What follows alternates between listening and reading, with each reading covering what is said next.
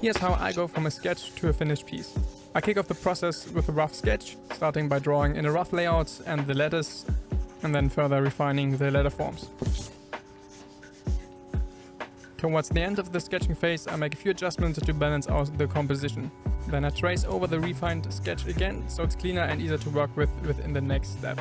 Before tracing the final version, I need to decide on the color palette. I have a rough idea in mind, but I try out different color combinations to see what works best. Once I've settled on the colors, I switch to the Winsor marker paper and place the paper over my sketch and begin tracing. I start with the outlines, then move on to filling the letters using the Promarkers. I try to keep the fill as smooth and consistent as possible to achieve a clean look. I switch in between the colors and try to avoid having the same colors touch each other so that they are well balanced and evenly distributed across the lettering.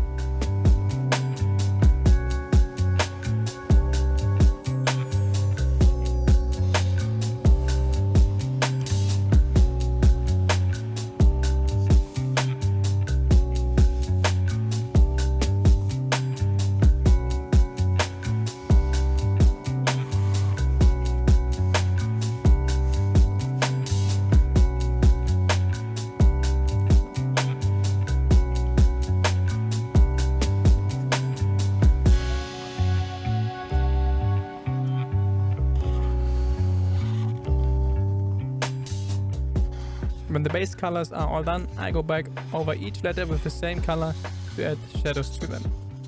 As a final detail, I take out the 0.3mm fineliner and add what I call shaky outlines. I loosely trace around the letters a few times. Yeah, this part is really satisfying. It's like this final touch where everything starts to come together.